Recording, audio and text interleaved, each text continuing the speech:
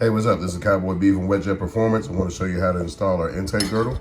It keeps it on here so you don't get a split.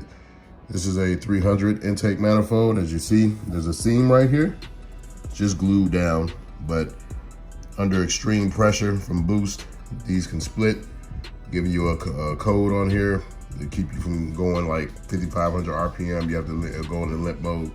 You have to bring it back in. This is a prevention item. You've seen them out here before. We make them now, a few different colors, so you can bling out your engine bay. But once again, it's great prevention.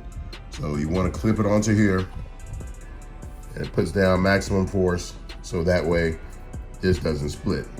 So you still can have a problem if you're stage 3, stage 4, but stage 1 and 2, if you get a tune, put one of these on here, you have zero problems. I've seen a couple of OEMs split these when they come in, and a whole new intake manifold costs a heck of a lot more than one of these. Go ahead and get it out the way early. I'll show you how to put it on real quick. It's very simple to do. Just take the top right here,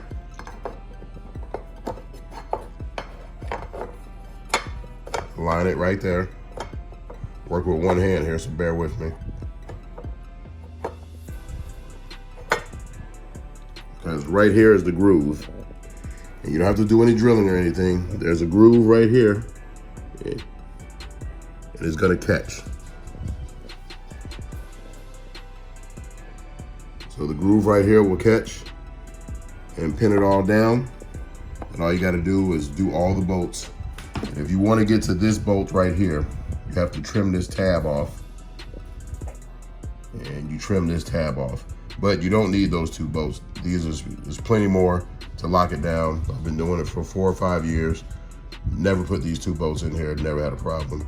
So I'm gonna go ahead and put this on here and show you how it's done.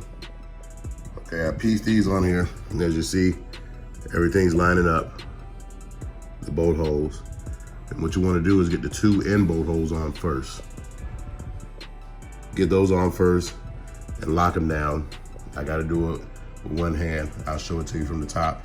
And as I get it bolted down, you'll kind of see where everything is going. I'll be able to do it with one hand. Okay, now we got the bolt holes on, holding it together. Now you can do this with it already in the compartment. It's gonna be tight, but you're gonna need some really small hands to get in here. We just do it when we're working on the manifold and doing tunes, setting things up. So I'm gonna show you how it's on here now, so it's all locked in place. I got an impact, and I'll start putting the screws in one by one. And you'll see it alligator clamp down, put pressure on this so this won't split.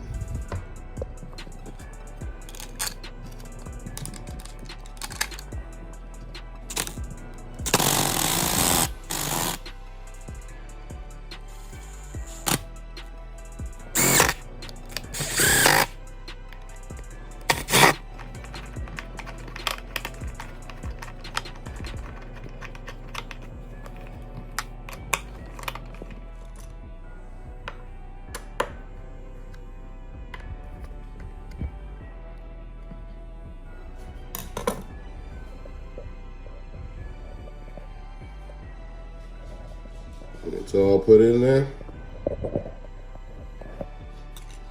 Go back, torque all your screws down.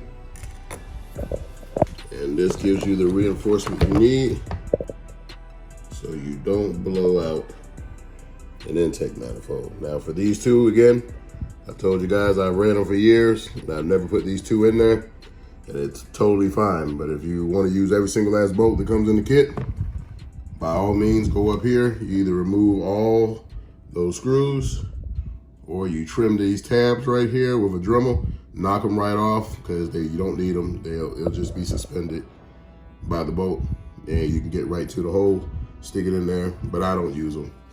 So, and it's held totally fine. I'm all the way up to stage 3. If you're using any of our drop-in wheels, this is a must.